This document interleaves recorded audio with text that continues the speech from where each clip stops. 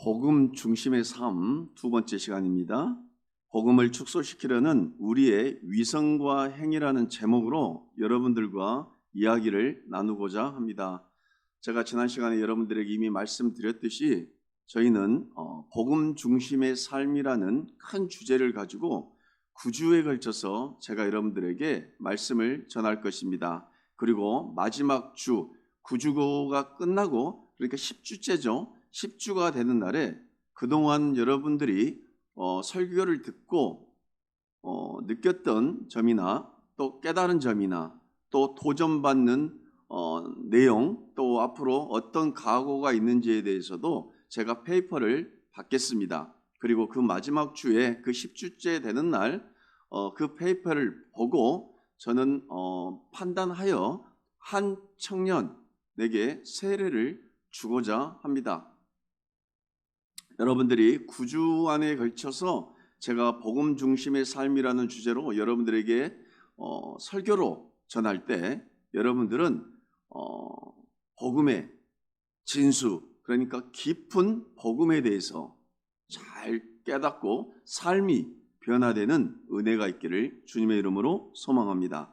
오늘 본문의 내용에 대해서 제가 좀 쭉 한번 정리를 해드릴게요. 첫 번째 본문의 내용은 두 부류의 사람들이 등장합니다. 한 부류는 어떤 부류였죠? 바리새인과 서기관, 그리고 한 부류는 세리입니다. 두 부류 중 한 부류는 그러니까 서기관과 바리새인들은 상당히 자신들의 종교적 열심이죠. 자기들의 행동에 대해서 상당히 높은 평가를 자신들에게 주고 있습니다. 그러나 세리는 그 시절 사람들에게 있어서 상당히 좋은 평판을 받지 못한 직업군에 속합니다. 우리가 9절에서 살펴보았듯이 이 바리새인과 서기관들은 자신을 대단히 의롭다고 믿는 자들이죠. 그래서 높은 종교적 열심으로 다른 사람들의 행동이 그닥 마음에 들지 않아요. 자신을 타인과 비교 평가합니다. 그들은 하나님에게 기도를 합니다. 그러니까 바리새인과 서기관들은 종교적 열심이 있고 또 자신의 신앙적 행위, 종교적 행위에 대해서 자신이 상당히 높은 점수를 후하게 줍니다. 반면 한 부류인 세리는 자신에게 높은 점수를 줄 수 없습니다. 그는 자신의 상태를 점수로 잡자면 100점 만점에서 빵점을 줍니다. 그래서 세리는 아무 말도 하지 못합니다. 그래서 13절에 이러한 고백을 하죠. 세리는 멀리 서서 감히 눈을 들어 하늘을 쳐다보지도 못하고 다만 가슴을 치며 이르되 하나님이여 불쌍히 여기소서 나는 죄인이로소이다. 이런 고백을 합니다. 여러분들 어떻습니까? 우리가 일반적인 눈으로 볼 때 바리새인과 서기관이 문제가 있는 사람입니까? 세리가 문제가 있는 사람입니까? 이해가 잘 안 가신가요? 다시 정리해 드리겠습니다. 두 부류의 사람이 등장합니다. 한 부류는 어떤 사람이었나요? 바리새인과 서기관. 한 부류는 세리입니다. 한 부류인 바리새인과 서기관은 하나님께 기도도 열심히 하면서 종교적 열심도 하고 11조도 잘 내면서 신앙이 상당히 그럴싸하게 보입니다. 반면 세리는 그 시대 사람들이 손가락질을 해요. 그닥 좋은 직업군에 속하지 않습니다. 오늘날로 말하면 세리는 세무와 관련된 일들을 한 사람들입니다. 좋아요. 일반적인 우리의 눈으로 봤을 때는 바리새인과 서기관들이 상당히 괜찮은 사람입니다. 그런데 성경은 바리새인과 서기관을 그들에게 좋은 점수를 주지 않습니다. 오히려 세리에게 좋은 점수를 줍니다. 대체 왜 그럴까요? 그들의 고백을 들어보면 왜 성경이 그들에게 좋은 점수를 주지 않는지에 대해서 알 수가 있습니다. 바리새인들의 이 말을 볼까요? 바리새인들은 서서 따로 기도하여 이르되 하나님이여 이럽니다. 나는 사람들, 그러니까 다른 사람들, 곧 토색, 불의, 간음하는 자들과 같지 않다라는 거예요. 이 세리와도 같지 아니함을 나는 감사합니다 이러는 거예요. 상당히 자기 자신의 우월감을 드러냅니다. 종교적 열심에 대해서 자신이 강조합니다. 12절에 나는 일에 2번씩 금식하고 소득의 11조도 드립니다. 상당히 자기 자신을 대단한 위치에 올려놓습니다.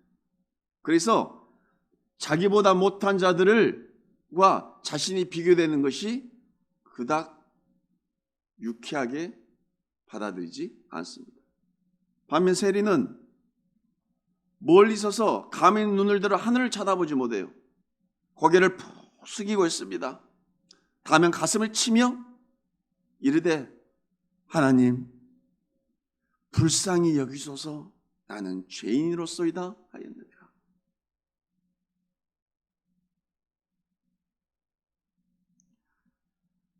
두 번째 본문의 내용이죠.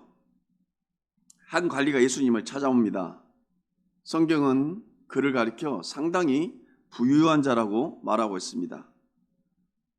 이 부유한 관리는 영적인 일에 관심이 많은 사람입니다. 여기까지 별 문제가 있는가요? 문제가 없죠. 그가 예수님에게 한 질문에서부터 문제의 조짐이 있어 보입니다.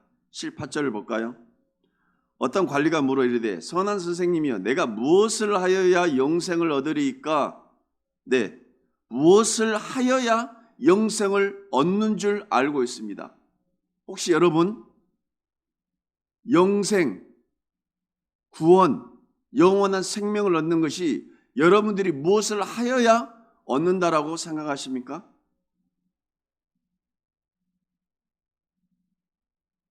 즉, 이 청년은 영생이 자신의 어떠한 행동과 연관이 되어진다고 여기고 있어요. 우리 예수님은 상당히 친절하게 이 청년에게 그의 잘못된 생각을 고쳐줍니다. 20절이죠. 내가 계명을 안 하니, 청년의 말입니다. 이 청년이 내가 계명을 안 하니 간음하지 말라, 살인하지 말라, 도둑질하지 말라, 거짓 증언하지 말라, 내 부모를 공경하라 하였느니라. 네, 제가 말을 잘못했군요. 예수님의 말씀입니다. 너가 계명을 알고 있지? 간음하지 말고, 살인하지 말고, 도둑질하지 말고, 거짓 증언하지 말고, 내 부모를 공경해라. 그러자 이 청년은 21절에 이것은 내가 어려서부터 다 지켰습니다 이렇게 말하고 있어요. 그러자 22절에 우리 예수님께서 그의 실질적인 문제를 살짝 건드려 봅니다. 내게 있는 것을 다 팔아 가난한 자들에게 나눠줘 이렇게 말하고 있어요. 아마 이 부자 청년은 이런 소리를 냈을 겁니다. 헉! 헉! 불과 몇 초 전만 해도 자신 있게 큰 소리를 치며 내가 다 지켰습니다. 그러니 나는 영생을 얻을 수 있습니다. 아마 이 청년의 머릿속에서는 이런 생각이 있었을 거예요. 그래서 오히려 영생을 얻었다라는 그 확증을 자기는 예수님에게 받고 싶었을 거예요. 그런데 예수님은 너가 가진 것들을 다 팔아서 가난한 자에게 줘. 큰 소리 치던 관리의 모습은 사라지고 성경은 23절에 명확히 말하고 있습니다. 그 사람이 큰 부자이므로 이 말씀을 듣고 심히 근심하더라. 오늘 본문의 두 부류, 바리새인 서기관, 부자 관리, 이들의 문제는 무엇이었을까요? 여러분들이 지금까지 제 설교를 듣고 그래, 잘난 척하지 말아야 돼. 바리새인과 서기관과 같이 잘난 척하면 안 돼. 성경이 이 말을 가르치려고 할까요? 아니면 그래, 부자 관리처럼 욕심 부리지 말고 돈을 가난한 자들에게 나눠줘야 돼. 성경이 단순히 탐심을 조심하라고 하는 내용일까요? 이쯤에서 여러분들에게 제가 질문을 드리겠습니다. 여러분, 영생은 어떻게 얻는 것이죠? 마치 여러분 중에 한 명이 목사님 그렇게 쉬운 말을 저에게 물어봅니까? 선한 행위를 해야 되죠. 그러면 다시 제가 그 사람에게 질문을 던져볼게요. 당신은 선한 일을 하고 있습니까? 네, 저는 선한 행위를 하고 있습니다. 저는요, 교회도 열심히 나오고 찬양대에서 봉사하고 헌금 생활도 잘하고 얼마나 착한 일을 하는데요. 저는 새벽 기도도 한 번도 빠진 적이 없고 수요 예배도 드리고 주일 예배, 오전 오후 예배 빠진 적이 없어요. 제가 뭐가 문제가 있습니까? 그런데 저 사람은요, 주일날도 매일 늦게 나오고 11조 생활도 안 해요. 헌금 생활도 안 해요. 만약 그러한 행위가 여러분의 근거가 돼서 여러분의 신앙이 견고하고 여러분의 믿음이 대단히 큰 믿음이 있고 여러분이 그러한 행위로 여러분이 구원을 얻을 수 있다고 생각한다면 여러분들은 예수님에게 질책을 받는 바리새인과 서기관입니다. 아니에요, 목사님. 저는 구제활동도 잘하고요. 지금까지 한 번도 간음을 해본 적도 없고 지금까지 한 번 욕심을 내본 적도 없고 탐심을 내본 적도 없고 지금까지 남의 물건을 훔친 적도 없고 그렇다고 해서 남에게 악한 말도 한 적이 없어요. 저는 열심히 살았고 지금까지 내 목에 들어간 것은 아깝게 여기고 남을 위해서 그렇게 헌신하고 살았어요. 전 직장에서도 그렇고 가정에서도 그렇고 평생을 헌신하고 살았습니다. 그런데 저 같은 사람이 천국을 못 가고 구원을 못 받는다면 기독교는 종교도 아니죠. 만약 여러분의 입술에서 그런 고백이 있고 여러분의 마음속에 그런 마음이 있다면 여러분은 오늘 본문에 나온 부자 관리, 부자 청년과 같습니다. 예수님은 아니야, 다 틀렸어 이렇게 말하는 거예요. 다 틀렸거든. 그거 아니거든. 그런데 온통 세상 사람들은 그러함으로 내가 의로운 존재가 될 수 있다고 여기는 거예요. 그러니까 여러분들 복음을 알지 못하면 사실은 다 여기에 매여 있는 거예요. 여러분들이 100명을 잡고 물어보세요. 바리새인과 서기관의 모습을 성경을 모르는 사람에게 그 사람들의 행동을 보고 부자 관리의 그 고백을 보고 그 고백을 보고 대부분의 세상의 복음을 모르는 사람들은 그 사람들을 의로운 사람으로 여기는 거예요.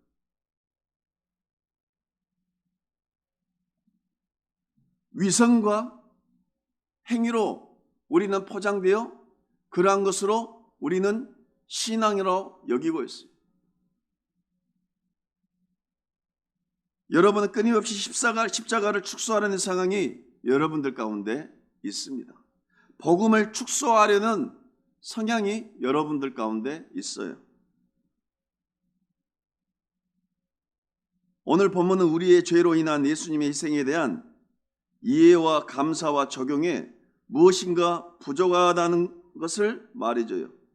이 현상은 크게 두 가지로 나타나요. 위선과 행위로.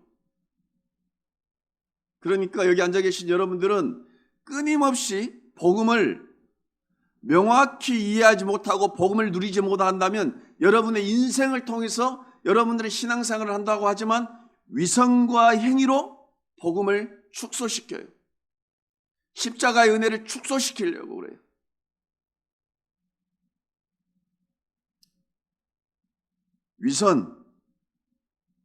위선이란 것은 여러분들 자신에 대한 실제 모습을 부인함으로 죄를 축소시키려는 경향이에요.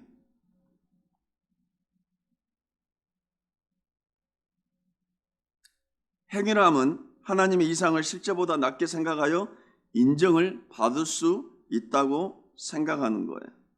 하나님의 거룩하심을 축소시키는 거죠. 오늘 본문의 바리새인, 정작 남의 죄는 보면서 자신의 죄를 보지 못했어요. 여기 앉아 계신 여러분들의 죄성과 위선과 기망과 죄악된 성향들을 보고 계신가요? 아니면 여러분들의 대단히 의로운 존재인 마냥 살아가신가요? 바리새인들은 남의 죄는 잘 봅니다. 교회 공동체 안에서도 이 바리새인 같은 사람들이 있을 수가 있죠. 지적을 많이 하죠. 남이 흐트러짐을 참지 못해요. 근데 이러한 성향은 왜 있냐? 내가 의로운 존재다라는 착각에서부터 시작되는 거죠. 부자 관리, 자기는 율법을 지킴 행위로 영생을 얻기 원했어요. 바리새인, 서기관, 부자 관리. 여러분은 어느 성향이 더 가까우신가요? 질문을 던져볼게요. 어떤 성향이 더 가까우신가요? 남의 죄를 보면서 자신의 죄를 보지 못한 성향이 가까우신가요? 아니면 내가 어떤 율법 행위, 그냥 하나님의 말씀을 잘 지킴으로써 내가 구원받았다, 내가 성도가 되었다라는 착각이 계신가요? 아니면 이도저도 아니고 난 모르겠습니다, 그냥 앉아서 멍 때리고 있습니다, 혹시 이것인가요? 그냥 잘 모르겠습니다, 아무것도 모르겠습니다.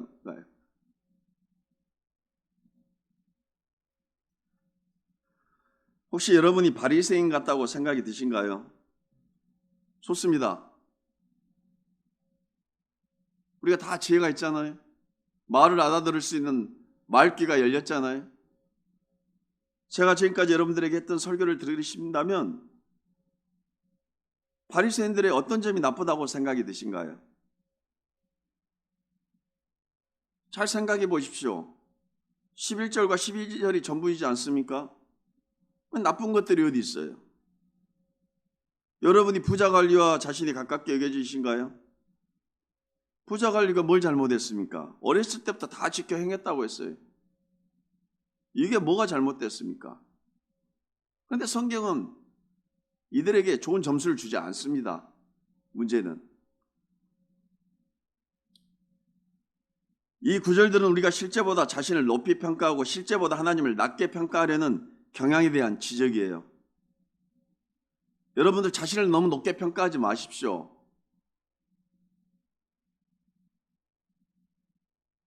제가 한 주간을 살면서 몇 명의 사람들을, 많은 사람들을 만나지 않지만 자신을 높게 평가하려는 사람들이 있어요.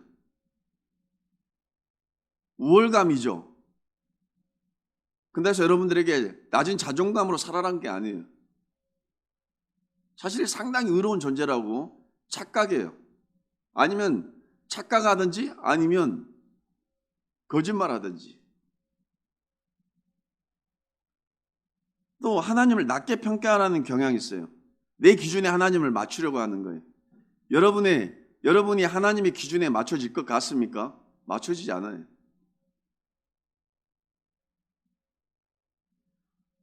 오늘 이런 것들을 가장하기, 어긋난 행함이라고 부르고 설교를 하겠습니다. 하나님의 성품은 불변하십니다. 변하지 아니하세요. 그분은 언제나 무한히 거룩하셨어요. 복음이 우리 속에서 바르게 기능할 때 하나님의 거룩하신 성품에 대한 우리의 인식이 지속적으로 증가함을 보여줍니다. 복음이 우리 속에 바르게 기능할 때 우리는 하나님의 영광스러운 완전하심을 충만하고 깊이 있게 실감해요. 또한 복음이 우리 속에서 바르게 기능할 때 우리의 죄성에 대한 인식이 지속적으로 증가합니다. 여러분이 하나님의 거룩하신 성품에 대한 여러분의 인식이 지속적으로 증가함과 동시에 여러분이 처음 상상했던 것보다 훨씬 더 심각한 죄인임을 깨달아갈 거예요.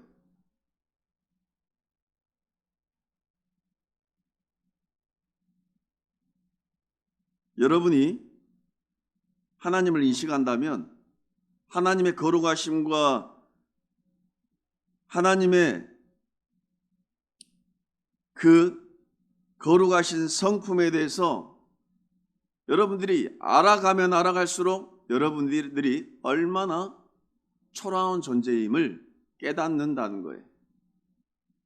그런데 정작 여러분들이 하나님의 성품에 대해서 모르고 하나님의 거룩하심에 대해서 알지 못하기 때문에 여러분들은 상당히 자신이 잘난 존재로 착각한다는 거예요.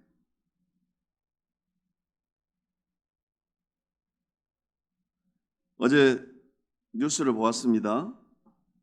중학교 1학년인가 2학년인가 잘 모르겠어요. 아무튼 중학생이. 그런데 60이 넘은 할머니를 담배를 사다 주라고 시킨 거예요. 할머니가 담배를 사다 주지 않는다고 하는 거예요. 그러니까 꽃으로 할머니를 때려. 근데 뒤에서 여학생들은 깔깔깔깔 웃어. 만약 제가 그 자리에 있었으면 저는 가만 안 둡니다. 아직까지는. 자, 여기 앉아 계신 여러분들이 말도 안 돼. 어떻게 그런 행동을 할 수가 있어? 그런 생각을 하죠. 그걸 통해서 나는 그런 사람이 아니야라고 생각하죠. 지금 앉아 계신 여러분들 안에 그러한 모습이 없을 거라고 생각합니까?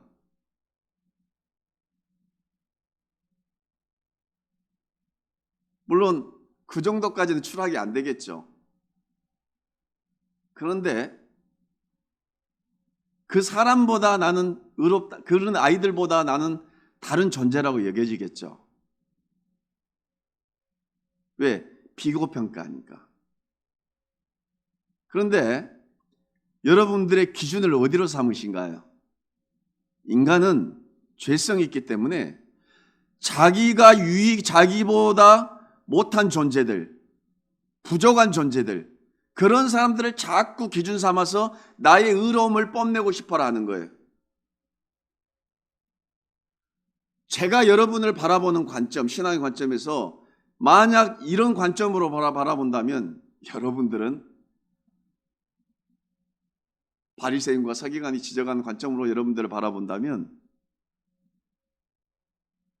질망과 책망뿐이에요. 질책과 책망뿐일 거예요.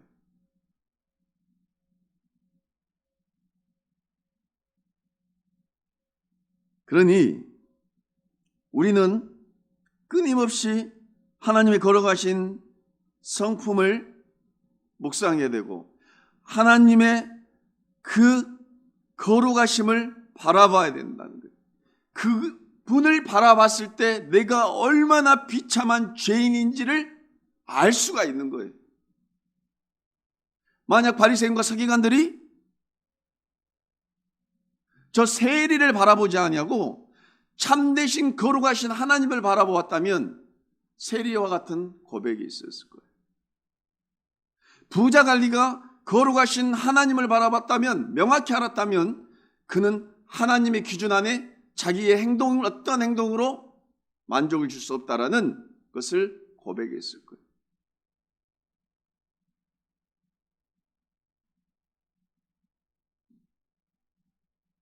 그래서 인간은 끊임없이 자신의 위선과 행위를 통해 십자가를 축소시키려 해요.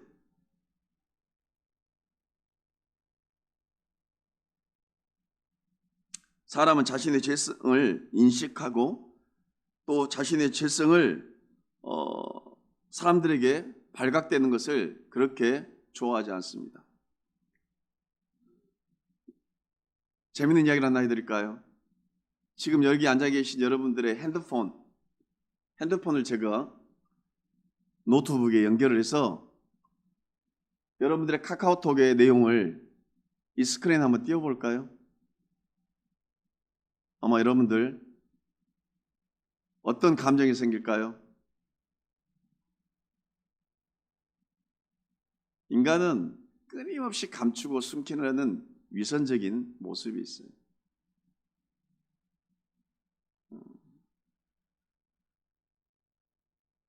그래서 자신을 노출시키는 것을 좋아하지 않아요. 자신과 다른 사람에게 인간은 자신이 생각했던 것보다 좋은 사람이 아니라는 것을 비춰주기 싫어합니다. 그래서 여러분이 예수님의 의를 의지하지 않을 때 죄에 대한 인식의 성장은 여러분을 억누르는 무거운 짐이 되어버려요. 그래서 여러분들은 끊임없이 위선으로 자기 자신을 포장하고자 해요. 위선. 그래서 마치 내가 대단한 사람인 마냥 행동해요. 그래서 여러분들이 어떻게 생각하실런가 모르겠지만 저는 자꾸 발각되고 드러나는 은혜가 있어야 된다고 생각해요. 여기 서 있는 목사도 얼마든지 위선적으로 할 수가 있어요. 제가 어떤 사람에 대해서 그 사람에 대해서 속속들이 잘 알아요. 내막에 대해서 잘 알아요. 그런데 그 사람이 사회생활을 하면서 오늘 위선적인 행동을 해요. 제 3자들 그분은 내 내막을 모르는 사람이 저에게 그러시더라고요. 참 저분처럼 사람이 좋은 사람이 없다. 참 저 사람 깨끗한 사람이다. 그래서 저는 이렇죠. 참 저 사람 저렇게 살면 망하는 길인데. 때로는 우리가 어느 사람에 대해서 감추어줘야 되고 또 보듬어줘야 되고 모른 척 넘어갈 때도 있어야 되고 숨겨줘야 될 때도 있어요. 하지만 그 모습 그대로 현실 속에서 발각되고 드러나는 은혜가 있어야 돼요. 때로는. 그래서 수치를 당해야 되고 부끄러움을 당해서라도 그 사람이 바른 길로 돌아올 수 있도록 만들어줘야 돼요. 감추고 숨겨주는 것만이 다 좋은 일만은 아닌 거예요. 끊임없이 그 사람은 괴물이 되어갈 거예요. 위선적인 모습으로. 신앙생활도 마찬가지고.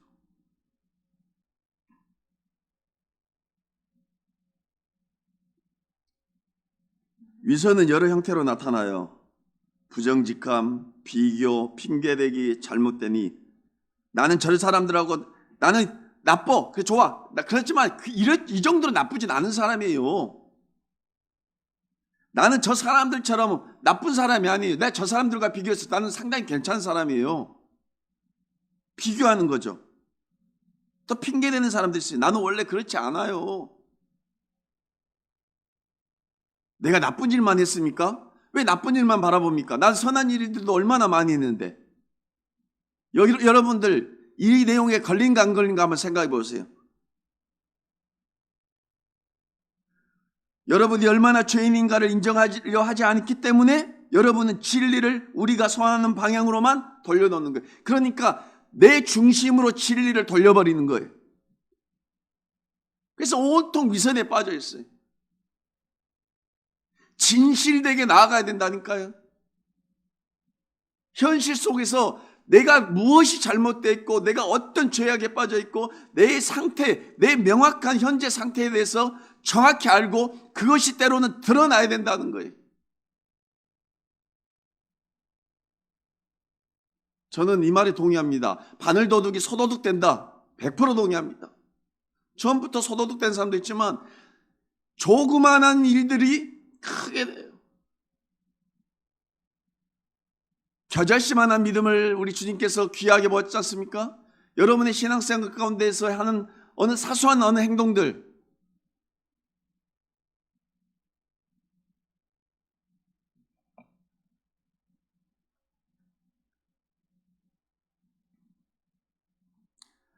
하나님의 거룩하심에 대한 인식의 상장도 역시 도전이 되죠. 하나님의 의로우신 계명과 그의 완전하신 성품을 대면한다 하여 본다는 뜻이에요. 하나님께서 우리를 받아주셨다. 아멘이죠? 그런데 왜 받아주셨냐? 이 문제 앞에 예수 그리스도의 뿌리 박고 있지 않다면 여러분은 끊임없이 하나님의 승인을 여러분들의 행위를 통해 얻으려 노력할 거예요. 그래서 하나님의 기준에 미치는 삶을 통해 하나님의 마음을 얻으려고 다람쥐 쳇바퀴 도는 삶을 살아갈 거예요. 그런데 안 된다니까요. 끊임없이 여러분들이 다람쥐 쳇바퀴 도는 삶을 살더라도 안 돼요. 그래서 여러분들은 위선적인 모습으로 여러분들의 신앙생활이 포장이 될 거예요. 여러분들에게 질문을 해보십시오. 예수 그리스도가 아닌 다른 의를 자신의 믿음을 드러내고 있지 않는지 한번 생각해 보십시오.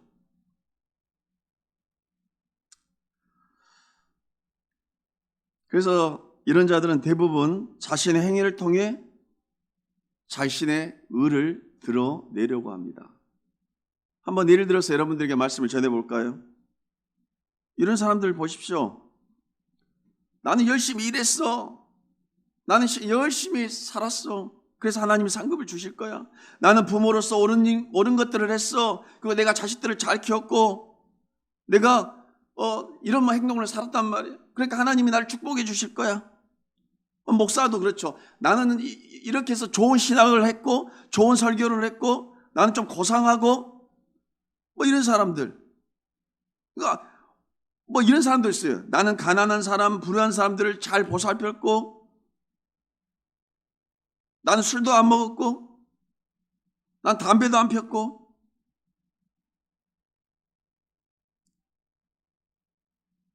나는 혈기도 부리지 않았고. 그러니까 다 이런 것들은 뭐냐면 의의 기준을 나에게 둬버리는 거예요. 나의 행위. 이렇게 다른 사람들보다 자신이 우월하다고 느껴요. 위선이죠.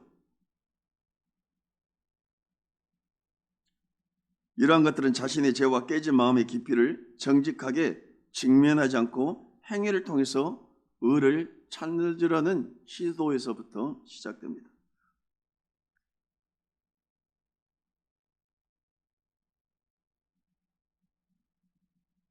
이런 것들을 통해 자신을 높이고 자신보다 덜 의로운 사람을 정죄합니다. 다시 말하면 이런 것들을 통해 찾는 의는 여러분을 더 죄짓게 만들 것입니다.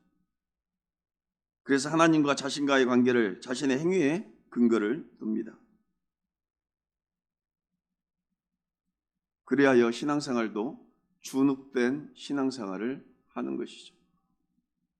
말씀을 정리합니다. 하나님이 여기 앉아 계신 여러분을 어떤 모습으로 바라본다고 생각하신가요? 두 눈을 부릅뜨고 네가 어떤 행동을 하는가 안 하는가, 내가 네 행동에 따라서 내가 벌을 줄 것이고 내가 너 행동에 따라 복을 줄 것이다. 네가 어떤 실수를 하고 있는지, 네가 어떤 죄를 짓고 있는지 내가 그때그때마다 카운트할 것이다. 그런 하나님으로 보신가요? 아니면 그래 네 마음껏 살아라. 네 하고 싶은 대로 살고 네 먹고 싶은 거 먹고 자고 싶을 때 자고 네 마음대로 살아라. 그런 방종하는 하나님으로 보신가요?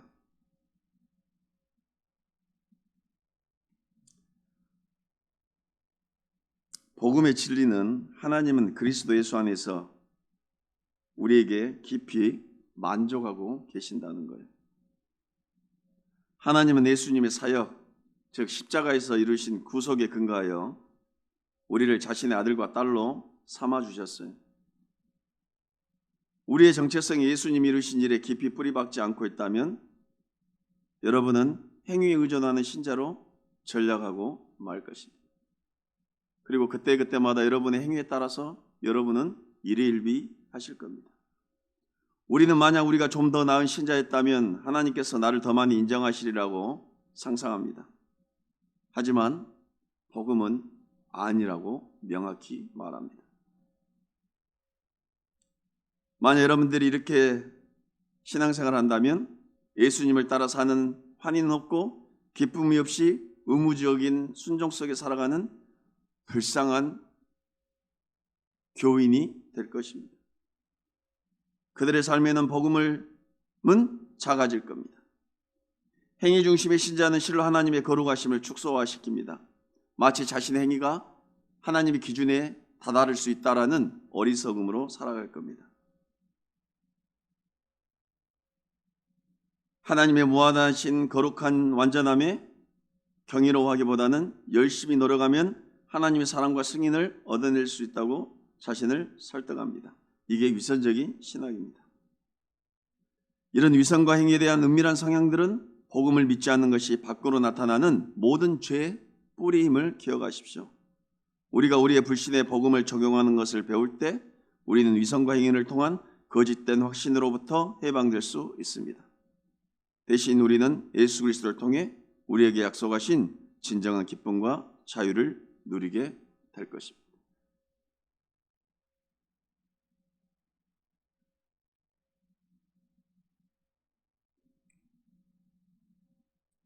오늘 본문의 말씀을 듣고 여러분들 어떤 생각이 드신가요?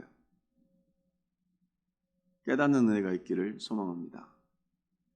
여러분들의 머릿속에 어떤 생각이 있는지 저는 알 수가 없습니다. 하지만 여러분들의 생각 속에 있는 그 생각이 여러분들의 행동을 유발시켜 여러분들은 그 생각이 이끄는 방향으로 끊임없이 갈 것입니다. 여러분들의 생각이 오늘 본문의 말씀 설교를 듣고 깨달아 여러분들의 행동으로 옮겨질 수 있는 그런 은혜가 있기를 주님의 이름으로 소망합니다. 기도하겠습니다.